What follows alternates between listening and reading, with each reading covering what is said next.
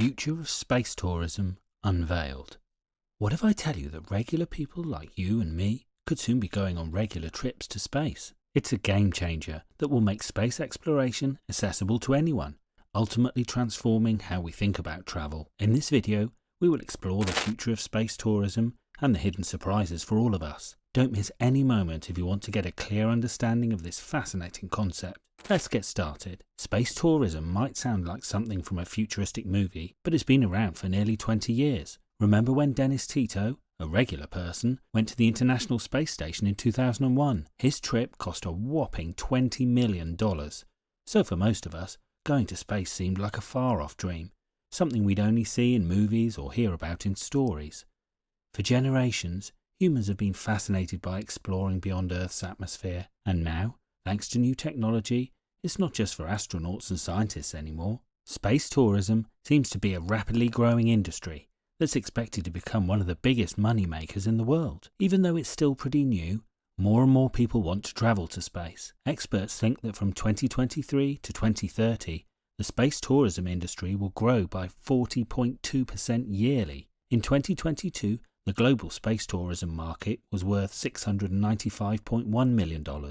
But get this, by 2030, it's predicted to skyrocket to a mind-blowing $8,669.2 million.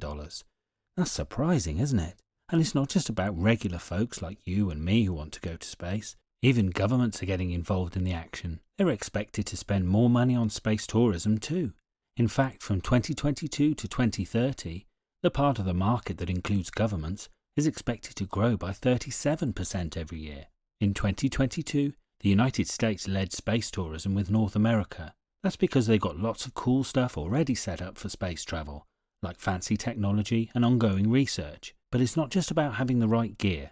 People also need to feel safe and comfortable when they travel to space. That's why companies are constantly working to make better and safer spacecraft. As more and more people go to space, there will be more opportunities for jobs and businesses to grow. Now the most exciting part. Two types of space tourism. The first one is suborbital spaceflight, which is a type of space tourism that takes passengers just beyond the edge of Earth's atmosphere, but not into orbit around the planet. Unlike orbital flights, which require reaching speeds of around 28,000 kilometers per hour to counteract Earth's gravity, suborbital flights reach altitudes where passengers can experience weightlessness and see the curvature of the Earth. Still, they return to the planet relatively quickly. It's cool, isn't it? These flights typically last a short duration, a few minutes to about an hour, compared to orbital flights, which can last several days or even weeks. Suborbital spaceflights offer passengers space travel without the extensive training and time commitment required for orbital missions.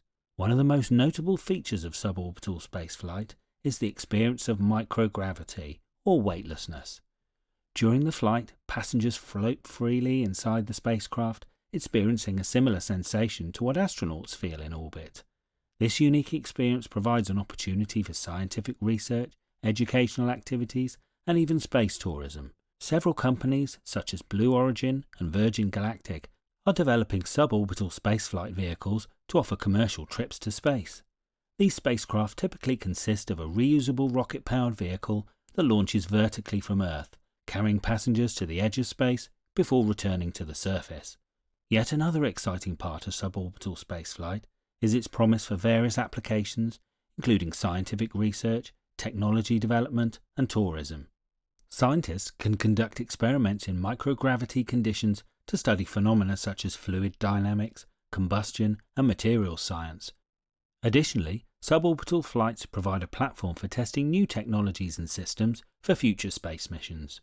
Well, from a tourism perspective, suborbital flights offer a unique and exhilarating experience for adventurous travellers. Passengers can enjoy stunning views of Earth from the edge of space and experience the sensation of weightlessness, all within a relatively short time frame.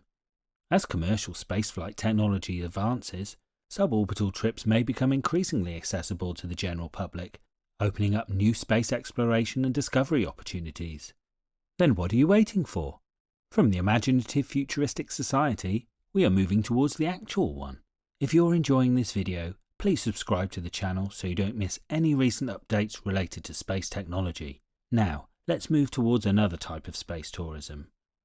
Orbital spaceflight is another type of space tourism in which a spacecraft is launched into orbit around a celestial body, such as the Earth or another planet. Unlike suborbital flights, which can briefly enter space before returning to the surface, suborbital flights involve achieving enough velocity to maintain a stable trajectory around the Earth. In order to achieve orbit, spacecraft must reach speeds of approximately 28,000 kilometers per hour, fast enough to counteract the planet's gravitational pull.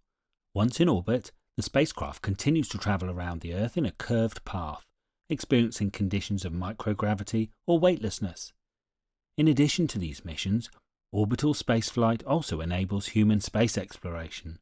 Crewed spacecraft, such as the International Space Station, ISS, are launched into orbit to support long-duration missions and scientific research in space. Astronauts live and work aboard the ISS for extended periods, conducting experiments, performing maintenance tasks, and testing technologies for future space missions. Orbital spaceflight also holds potential for commercial activities, such as space tourism and satellite deployment. Companies like SpaceX and Boeing are developing spacecraft capable of transporting passengers and cargo to and from orbit, opening up opportunities for private individuals and organizations to access space. Well, one of the significant challenges of orbital spaceflight is the high cost and complexity of launching payloads into orbit. Rockets must be powerful enough to reach orbital velocity and carry payloads safely into space, requiring advanced technology and infrastructure. However, advancements in rocket technology, reusable launch vehicles, and commercial space services are helping to reduce the barriers to orbital access and increase the frequency of space missions. Well, if we see the overall perspective of orbital spaceflight, it represents an essential aspect of human exploration and scientific discovery. By enabling missions to orbit Earth and other celestial bodies, orbital flights contribute to our understanding of the universe and improve the way for future endeavours in space. Now, what I'm going to tell you will blow your mind. Have you ever heard about space hotels? Space hotels represent the next frontier in space tourism, offering the possibility of luxury accommodation in orbit around the Earth or even on other celestial bodies like the Moon. While the concept may sound like science fiction, several companies and organisations are working to realise this dream.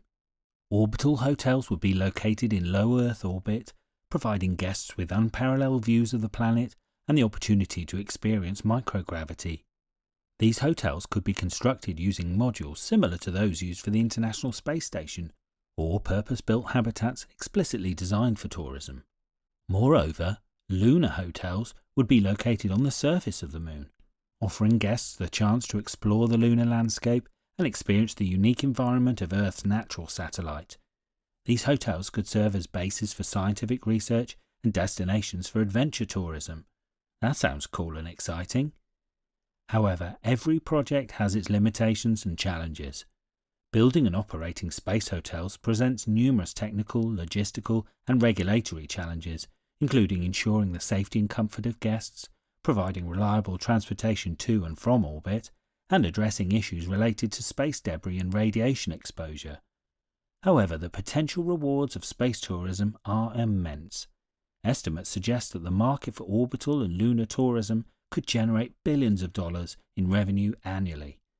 Space hotels could also pave the way for new opportunities in space exploration, commerce, and settlement, opening the cosmos to a broader range of people and activities. So, in a nutshell, space tourism is like a rocket that's taking off super fast.